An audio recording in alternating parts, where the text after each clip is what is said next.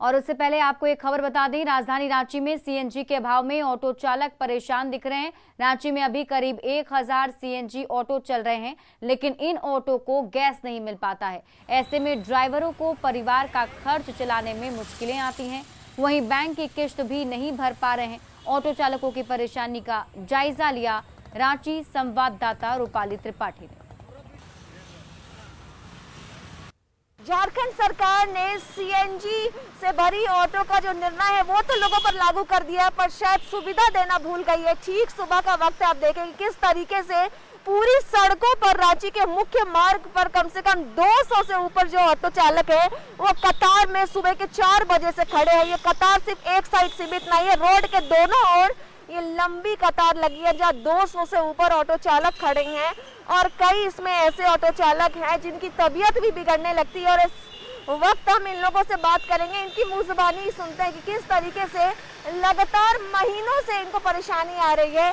Sir, अब तो monsoon आ गया, ठंड का मौसम भी चला गया, तब से लेकर अब तक कोई समाधान नहीं निकला है। समाधान नहीं हुआ है। अब क्या दिक्कत है? बस गैस का दिक्कत है। गैस झारखंड सरकार हम लोग को उपलब्ध नहीं करा रही है, जिसका चलते इतना दिक्कत हम लोग को उठाना पड़ रहा है। सुबह 4 बजे से लेकर शाम तक 5 से 10 घंटा तक रोड में खड़ा रहना पड़ रहा है। सीधा सीधा रोजगार पे असर पड़ता है। फिर भी खाली हाथ अभी होगा कि हो सकता है कुछ को लौटना का स्थिति ऐसा हो गया कि हम लोग घर चलाना मुश्किल हो गया, तो बैंक कैसे हम लोग भर पाएंगे? दिन भर तो हम लोग को रोड में ही बीत जाता है खड़े खड़ा। तो सरकार ये आप लोगों की सीएनजी लाकर मदद की है कि आप लोगों को और नुकसान पहुंचा दी है? हम लोग का नुकसान ही पहुंच रहा है ना, घर चलना जुल्म है। तो सरकार से मदद हुआ है क्या? सरकार से मदद तो अभी तक कुछ नहीं हुआ है। 2 बजे रात में आते हैं गैस नंबर लगा करके, अभी तक देखिए गैस हम लोग को मिला है नहीं। हम लोग डीजल ऑटो चलाते थे तो हम लोग खुश थे, अभी तो सीएनजी लेकर के फंस गए हैं हम। बैंक का इंस्टॉलमेंट 2 महीना से मेरा गिर गया है। गाड़ी आजकल में बोल रहा है कि टाल लेंगे, अब बोलिए हम लोग क्या करें? बहुत दिक्कत होता है, गैस उस लेने में बहुत दिक्कत होता है। यहाँ गैस अच्छा से नहीं देता है, गैस लेने जाते तो गाड़ी ले देता है, फिर उसके बाद फिर लंबा लाइन लगना पड़ता है। इतना लंबा लाइन तो मतलब समझिए कि एक दिन लग जाता है गैस लेने में। हाँ, पहुँचते हैं वहाँ पर 9 बजे के बाद गैस नहीं देता, बोलता है कि नहीं देंगे, गैस नहीं देंगे, ऐसे बोलता है। 24 घंटा गैस देने के लिए देखिए सब जगह सुविधा रहेगा ना, सब जगह तब ठीक रहेगा। हम तो यही बोलना चाहेंगे कि सब जगह सुविधा रहेगा तो ठीक रहेगा, क्योंकि एक ही जगह है, 2-3 जगह है तो बहुत हम लोग को दिक्कत होता है गैस लेने के लिए।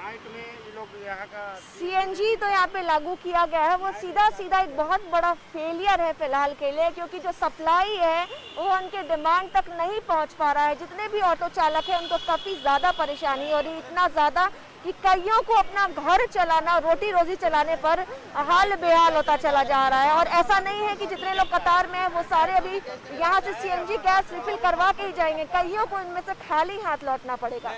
रूपाली त्रिपाठी, न्यूज़ 18 रांची।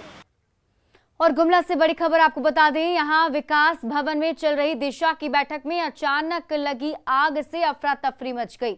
इस बैठक में केंद्रीय मंत्री अर्जुन मुंडा, लोहरदगा सांसद सुदर्शन भगत, राज्यसभा सांसद समीर उरांव के साथ जिले के सभी सीनियर अधिकारी शामिल थे। बताया जा रहा है कि मीटिंग रूम में एक पंखे में आग लग गई थी, जिसके बाद वहां मौजूद सुरक्षा कर्मियों और अधिकारियों ने पंखा उतारा और पानी डालकर आग बुझाई गई। आग लगने से करीब 15 मिनट तक मौके पर अफरा तफरी का माहौल कायम रहा था।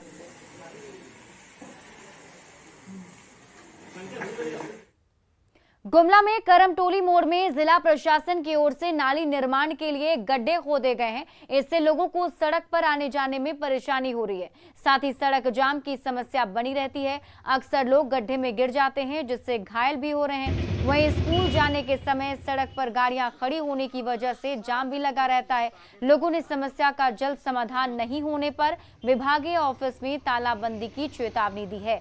आपको बता दें कि ये सड़क रायडीह प्रखंड और चैनपुर प्रखंड को जोड़ती है और सड़क किनारे खोदे गए गड्ढे से हजारों लोग परेशान हो जाते हैं। यहाँ पर पाइप बिछाने के नाम पर प्रशासन यहाँ पर गड्ढा खोद दी है। गड्ढा खोद देने के बाद अभी इतना महीना दिन हो गया, शायद महीना दिन से ज़्यादा भी हो रहा है, अभी तक ये गड्ढा को नहीं भरे हैं। जेएसएससी परीक्षा में हुई गड़बड़ी को लेकर छात्रों में आक्रोश है, जिसके बाद अब छात्र सड़कों पर उतर आए हैं। इंजीनियरिंग, जूनियर इंजीनियर की बहाली को लेकर परीक्षा से पहले पेपर लीक होने से छात्रों में भारी नाराजगी है। लिहाजा इन्होंने जेएसएससी ऑफिस के बाहर आयोग और सरकार के खिलाफ नारेबाजी की। 3 जुलाई को हुई परीक्षा को रद्द करने की मांग की जा रही है। 3 जुलाई को जेएसएससी की परीक्षा हुई थी। परीक्षा शुरू होने के कुछ देर पहले ही आंसर वायरल होने की बात छात्रों के द्वारा कही गई थी। एसएससी के through, Jharkhand staff selection commission के थ्रू जूनियर इंजीनियर का जो एग्जाम है 3/7/2022 को 10 बजे से फर्स्ट स्टार्टिंग टाइम था और सेकंड था 2 बजे से। बट यहाँ हुआ कि हम लोग का जो क्वेश्चन है वो 9:01 में ही वायरल हो गया है। हम लोगों ने आके जेएसएससी के चेयरमैन सर सुधीर त्रिपाठी से मिला। उनका कहना है कि अगर आपने एग्जाम से बिफोर मेरे को अगर इन्फॉर्मेशन करते तो मैं कुछ कर सकता था, बट आप एग्जाम के बाद कर रहे हो, मैं कुछ नहीं कर सकता हूँ। ये मैं पूछना चाहता हूँ जेएसएससी के चेयरमैन से कि मेरा सेंटर था जमशेदपुर में, रिपोर्टिंग टाइम था 8:08 बजे और क्वेश्चन लीक हुआ है 9:01 में। वायरल होने का माध्यम क्या था? वायरल होने का माध्यम व्हाट्सएप था, मोबाइल था, वो हम लोग के पास साक्ष्य है पूरा। लगातार क्वेश्चन लीक का बात आते रहेगा तो फिर हम लोग क्यों पढ़ेंगे? हम लोग पढ़ने के अलावा फांसी दे दो, हम लोग को फांसी में लटक जाएंगे हम लोग। एक बार बोल दिए कि फांसी पे चले जाइए तो फिर फांसी पे चलने से बढ़िया है कि हम लोग परीक्षा ना देंगे।